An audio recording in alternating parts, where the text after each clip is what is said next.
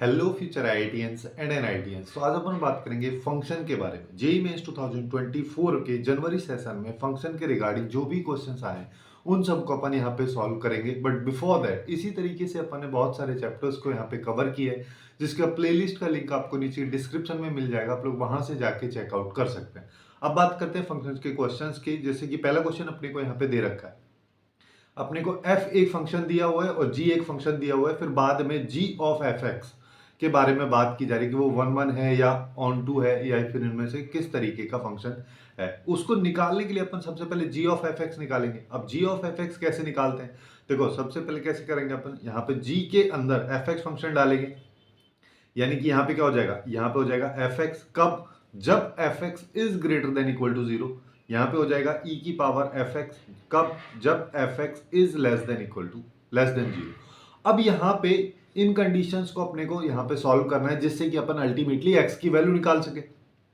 अब x की value यहाँ पे हम कैसे निकाल सकते हैं, इसके लिए अपन इसको ग्राफिकल मेथड से सॉल्व कर लेते हैं। जैसे fx फंक्शन है, अब fx फंक्शन का अगर अपन ग्राफ बनाएंगे, फॉर एग्जांपल जैसे e की पावर x है, e की पावर x का ग्राफ जो है कुछ इस तरीके से मूव करता है। लेकिन जब e की पावर माइनस एक्स जो कि यहाँ पे दे रखा है, इसको देखेंगे तो इसका ग्राफ ऐसे जाएगा।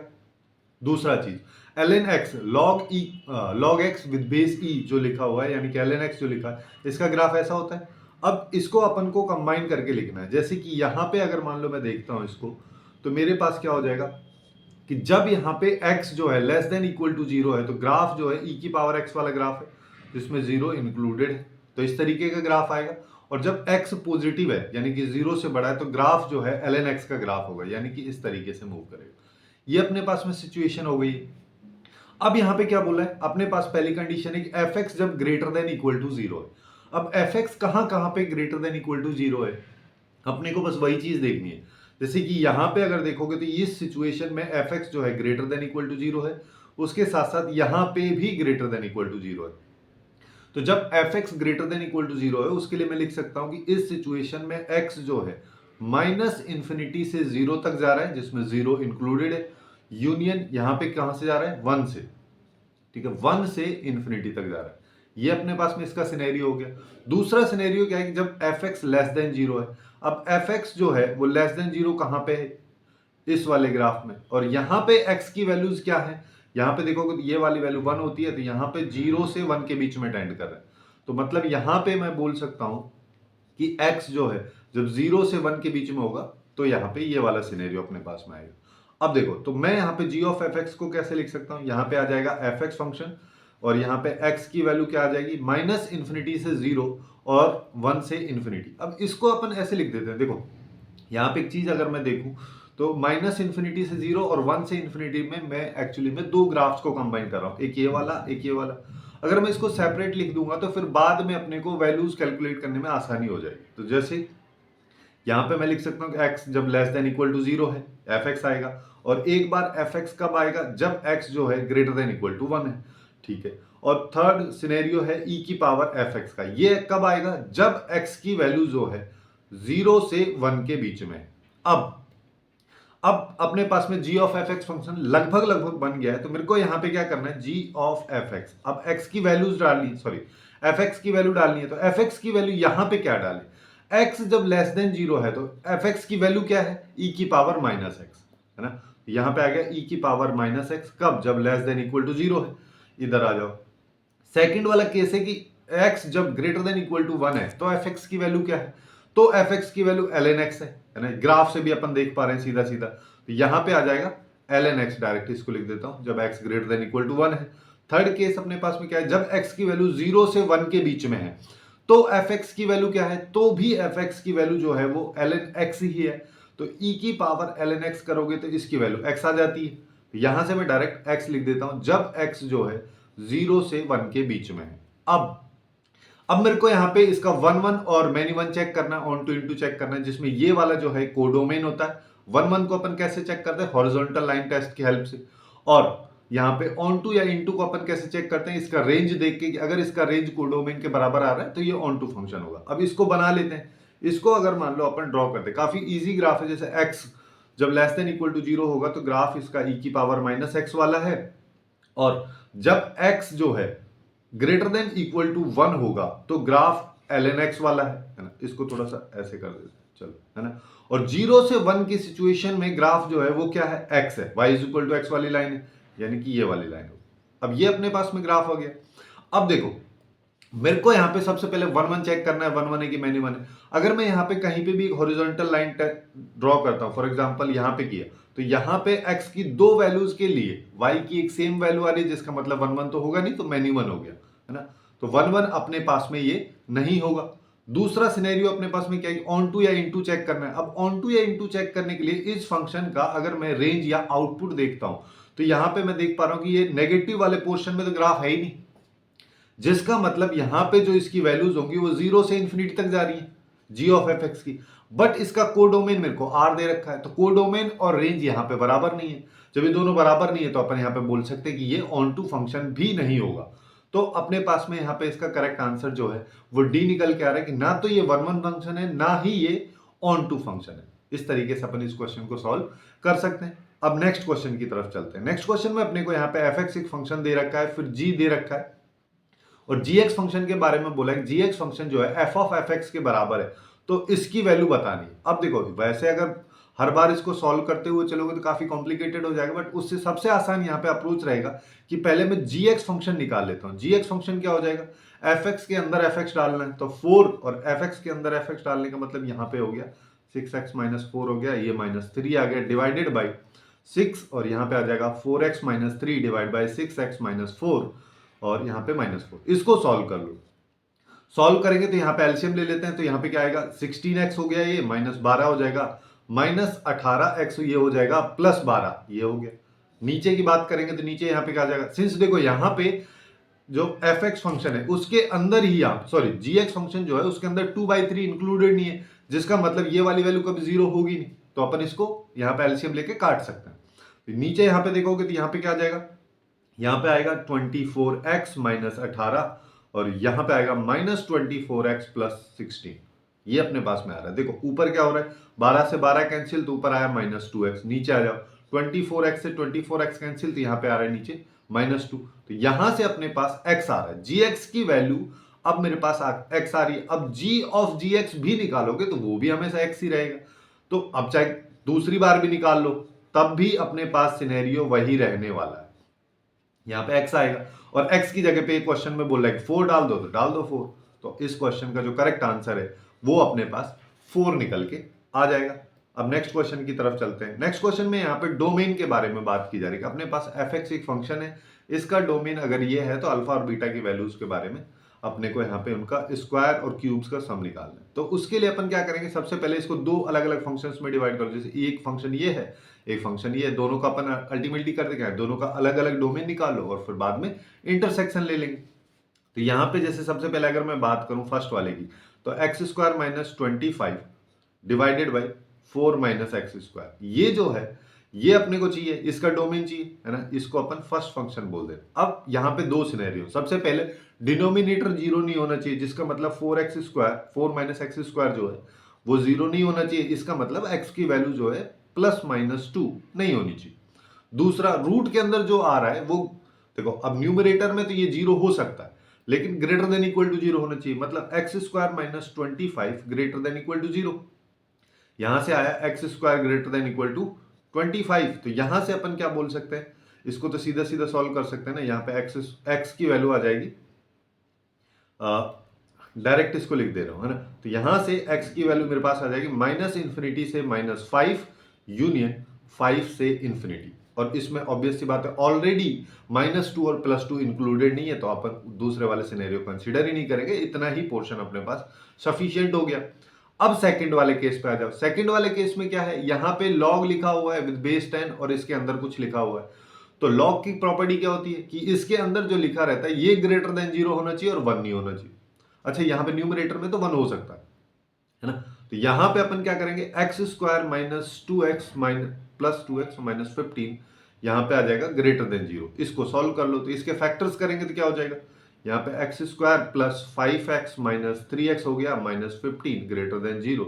एक फैक्टर हो गया x प्लस 3, दूसरा हो गया x माइनस 3 ग्रेटर देन 0। इसको सॉल्व कर लो, तो यहाँ पे आया -5 और यहाँ पे 3, यहाँ पे पॉजिटिव नेगेटिव पॉजिटिव, अपने पास एक आउटपुट ये आ गया, इसमें ये वैल्यूज इंक्लूडेड नहीं है।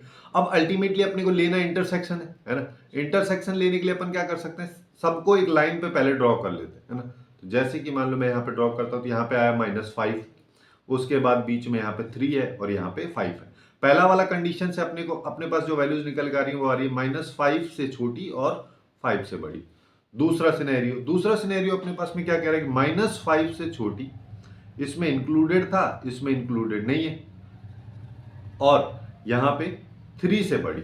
तो अब अपने पास जो सिनेरियो बन रहा है उसको देख लो। उसको अगर मान लो मैं यहां पे देखता हूं तो अपने पास क्या निकल के आ रहा है, देखो ये वाली वैल्यूज, यहां पे ये कॉमन रीजन है, एक सेकेंड ना, इसको रेड से कर देते हैं। ये एक कॉमन रीजन है जिसमें -5 इंक्लूड नहीं होगा, क्योंकि इसमें तो है लेकिन इसमें नहीं है। तो अपन यहां पे बोल सकते हैं -∞ से -5, ये हो गया यूनियन।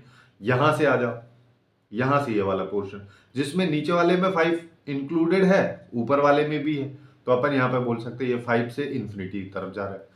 अब इसको कंपेयर कर लो इसके साथ। अगर मान लो यहां पे मैं कंपेयर करता हूं तो मेरे को सीधा सीधा दिख रहा है कि अल्फा की वैल्यू जो है वो -5 है, बीटा की वैल्यू +5 है, और मेरे को यहाँ पे ये चाहिए। तो ये क्या, -5 का होल स्क्वायर क्या हो गया 25, और +5 का होल क्यूब क्या हो गया 125। दोनों को ऐड करोगे तो आंसर आ जाएगा 150। इस तरीके से अपन इस क्वेश्चन को अप्रोच कर सकते हैं, है ना। थोड़ा सा लेंदी लग सकता है लेकिन इतना लेंदी भी नहीं है, मतलब है काफी ज्यादा आसान।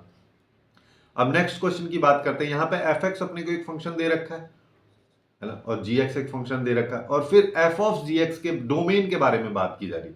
तो पहले f(g(x) अपन निकाल ही लेते हैं, है ना, जिससे काफी आसान हो जाएगा। वैसे तो इसकी यहां से भी सॉल्व कर सकते हैं, बट निकाल लोगे तो थोड़ा आसान है। जैसे यहाँ पे 2 आ जाएगा और इसके साथ gx लिख दो, यहाँ पे (x+1) divide by 2x + 5 minus की जगह यहाँ पे प्लस आएगा, और यहाँ पे आ जाएगा 2 into (x+1) divide by 2x + 5 + 1। इसको सिंप्लीफाई कर दो। इसको सिंप्लीफाई करेंगे, देखो अब यहां पे दो अप्रोच अपन लगा सकते हैं। दो मतलब सबसे पहले अपन क्या कर सकते हैं, देखो ऊपर तो कुछ भी हो सकता है, कोई दिक्कत नहीं। नीचे वाले सिनेरियो में अपने को वर्क करना है। कैसे, यहां पे अपने पास 2 बार डिनोमिनेटर बन रहा है, एक बार तो ये पूरा, और एक बार 2x + 5 जो है ये भी 0 नहीं होना चाहिए, मतलब x की वैल्यू जो है वो -5/2 नहीं होनी चाहिए। उसके साथ साथ दूसरा केस क्या है, दूसरे केस को मैं नेक्स्ट पेज पे ले लेता हूं, जो कि है (x+1), है ना। एक सेकेंड, हाँ यहाँ पे तो ये है (x+1) और डिवाइडेड बाई 2x + 5। इसके साथ इधर 2 मल्टीप्लाई में है, इधर +1 है, ये 0 नहीं होना चाहिए, जिसका मतलब (x+1) divide by 2x + 5 can not be equal to -½ है ना। या फिर ऐसा कर लो, रुको, उससे अच्छा रहेगा कि मैं यहाँ पे सीधा इसको एलसीएम ले लेता हूँ। तो मेरे पास क्या है 2 mod x + 2 + 2x + 5 divided by 2x + 5 can not be equal to 0। और ऑलरेडी अपन इसको तो ले ही चुके हैं कि ये 0 है नहीं, तो ऊपर वाला जो है उसको देख लेते हैं।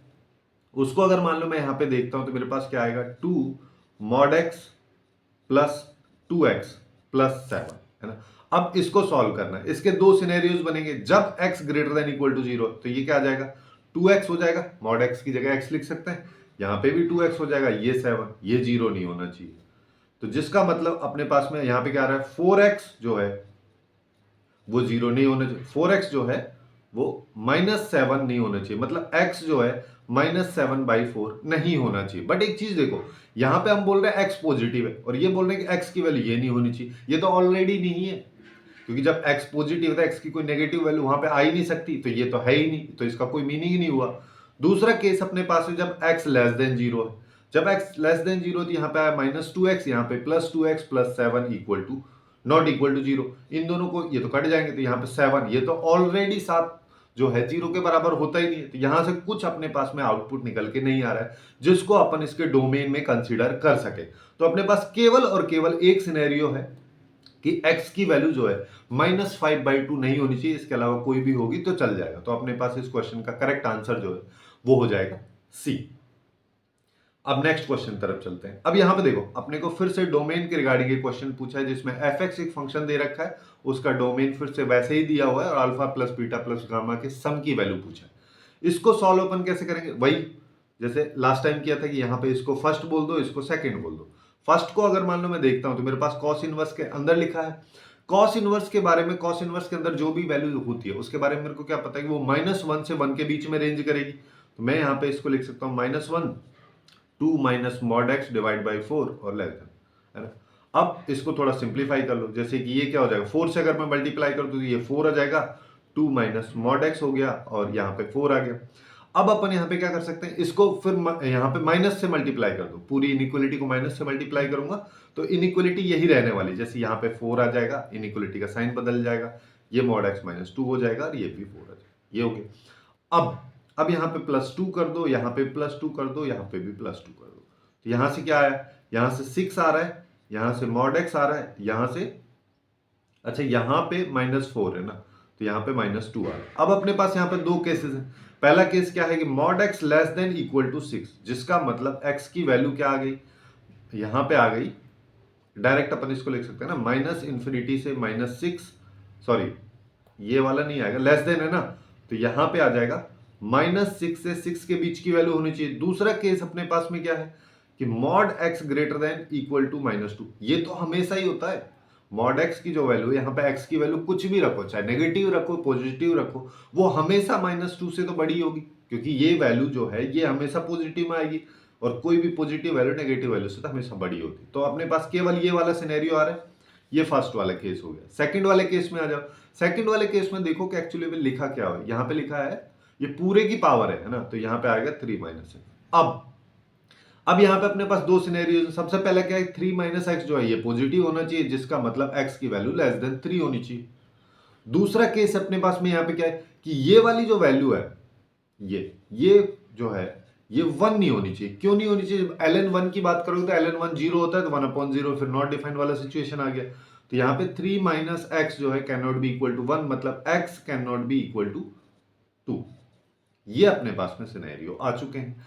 अब इसी के बेसिस पे अपने को इसको सॉल्व करना है, जैसे कि यहाँ पे अब दोनों का इंटरसेक्शन लेना है। इंटरसेक्शन लेने के लिए अपन इन सबको एक लाइन पे ड्रॉ कर देते हैं, जैसे ये -6 हो गया, यहाँ पे 6 हो गया, बीच में कहीं 3 आएगा और यहाँ पे 2 भी लिख दो। तो पहले वाला केस अपने क्या कह रहा है, पहले वाला केस मेरा कह रहा है कि -6 से, जिसमें -6 भी इंक्लूडेड है और 6 भी, यहां तक आ रहा है। दूसरा केस मेरा कह रहा है कि x की वैल्यूज जो है वो लेस देन 3, जिसमें 3 इंक्लूडेड नहीं है। और अपन यहां पे क्या बोल सकते हैं कि ये जो वैल्यू है 2, ये इंक्लूडेड यहां पे नहीं। तो अब देख लो दोनों में जो कॉमन रीजन है, दोनों में कॉमन रीजन अपने पास में क्या आ गया, ये वाला रीजन आ गया, है ना। एक तो ये वाला आ गया और एक ये वाला आ गया। तो इसको अपन बोल सकते हैं कि ये अल्टीमेटली मेरे पास में आ रहा है -6 से 2 यूनियन यहां पे 2 से 3, या फिर जिसमें 3 इंक्लूडेड नहीं है। या फिर इसको अपन ऐसे भी लिख सकते हैं कि ये एक्चुअली में -6 से 3 लिखा हुआ है ना, लेकिन इसमें केवल 2 इंक्लूडेड नहीं है, ऐसे भी लिख लो। अब इसी की हेल्प से अपने को अल्फा बीटा गामा की वैल्यू मिल गई, क्योंकि ऐसे यहां पे दिया हुआ है तो अब कंपेयर कर लो। तो अल्फा की वैल्यू आ गई -6, बीटा की वैल्यू, अच्छा यहां पे देखो माइनस अल्फा लिखा हुआ है और यहां पे -6 है, तो अल्फा की वैल्यू -6 ना होके 6 हो जाएगी। तो अल्फा की वैल्यू 6 हो गई, बीटा की वैल्यू 3 हो गई और गामा की वैल्यू 2 हो गई। तीनों का सम पूछा है, तीनों का सम कितना हो जाएगा 11। तो यहाँ पे इस क्वेश्चन का आंसर काफी आसानी से अपन कर सकते हैं, 11 हो जाएगा। अब नेक्स्ट क्वेश्चन की तरफ चलते हैं। नेक्स्ट क्वेश्चन में अपने को यहाँ पे देखो क्या दिया है, f एक फंक्शन है जो कि n जो नेचुरल नंबर है वहां से स्टार्ट हो रहा है, वो उसका डोमेन है जिसमें 1 नहीं डाल सकते हम, और आउटपुट में भी यही दिया हुआ है ना। अब क्या बोला है, fn फंक्शन या fx फंक्शन जो भी है उसके बारे में बोला है कि वो largest prime factor of n का, जैसे कि अगर मान लो 1 तो मैं डाल नहीं सकते, 2 डालता हूं, 2 के फैक्टर्स करेंगे 1 × 2, यहाँ का इसका लार्जेस्ट प्राइम फैक्टर 2 हो गया, है ना। f(3) की बात करोगे इसका 3 हो जाएगा, f(4) की बात करोगे इसका 2 हो जाएगा, f(6) की बात करोगे इसका 3 हो जाएगा, f(9) की बात करोगे इसका भी 3 हो जाएगा, f(12) की बात करोगे इसका 4 नहीं होगा, क्योंकि अल्टीमेटली 2 × 2 × 3, तो यहाँ पे इसका भी 3 हो जाएगा। इस तरीके से अपने पास में वैल्यूज। अब मेरे को यहाँ पे देखना है कि ये मैनी 1 है, 1 1 है, ऑन 2 है या इन 2 है। अब देखो हॉरिजॉन्टल लाइन टेस्ट अपन करते हैं 1 1 के लिए, है ना, या मैनी 1 के लिए। हॉरिजॉन्टल लाइन टेस्ट जैसे कोई भी एक ग्राफ रहता है ये, अब इसमें हॉरिजॉन्टल लाइन टेस्ट अगर हम कर रहे हैं तो इसका मतलब क्या होता है कि हम यहाँ पे x की 2 पर्टिकुलर वैल्यूज पे y की एक सेम वैल्यू देख रहे हैं। ये x1 है, ये x2 पे, है ना। वही सेम चीज अपन यहां पे भी देख सकते हैं। यहां पे कैसे देख सकते हैं, 3 पे भी 3 आ रहा है, 9 पे भी 3 आ रहा है, 12 पे भी 3 आ रहा है। बहुत सारी वैल्यूज पे y की एक वैल्यू आ रही है ना, जिसका मतलब ये 1 1 तो नहीं है, तो क्या है, मैनी 1 है, तो मैनी 1 वाले ऑप्शन अपने पास में आ गए। दूसरे सिनेरियो के बारे में यहां पे बात करेंगे, n-1, है ना। यहां पे जो नेचुरल नंबर्स हैं उसमें से 1 को छोड़ के बाकी सब है। ऐसा तो कोई जरूरी है ही नहीं, क्योंकि यहां पे जो भी आउटपुट अपने को मिल रहे हैं ये सारे के सारे प्राइम फैक्टर्स हैं, है ना। और प्राइम फैक्टर्स जो हैं वो सारे के सारे नेचुरल नंबर्स के अंदर थोड़ी ना आते हैं, मतलब सारे के सारे नेचुरल नंबर्स के अंदर आते हैं, बट सारे के सारे नेचुरल नंबर्स को अपन प्राइम फैक्टर नहीं बोल सकते। जिसका मतलब अपन ऐसा भी बोल सकते हैं कि जो प्राइम फैक्टर्स हैं वो एक्चुअली में सारे के सारे जो नेचुरल नंबर्स हैं उन सब का एक सबसेट है। जिसका मतलब अपन यहां पे बोल सकते हैं ये जो कोडोमेन दिया हुआ है ये रेंज के बराबर नहीं है। तो कोडोमेन जब रेंज के बराबर नहीं है तो फंक्शन ऑन टू नहीं है, जिसका मतलब क्या होगा, इनटू होगा। तो यहां पे इस क्वेश्चन का करेक्ट आंसर अपने पास में डी निकल के आ जाएगा। तो कुछ इस तरीके से जो फंक्शंस के काफी अच्छे क्वेश्चन जो कि जेईई मेंस 2024 के जनवरी सेशन में आए उन सबको अपन सॉल्व काफी इजीली कर सकते हैं। इसी तरीके से अपन ने बहुत सारे चैप्टर्स को कवर किया है, उसका यहाँ पे प्लेलिस्ट आपको लेफ्ट साइड में दिख रहा होगा, वहां से जाके बाकी चैप्टर्स को चेकआउट कर सकते हैं। सो आज के लिए बस इतना ही। Hopefully you guys find it useful, and if you find it useful then please do like, share and subscribe.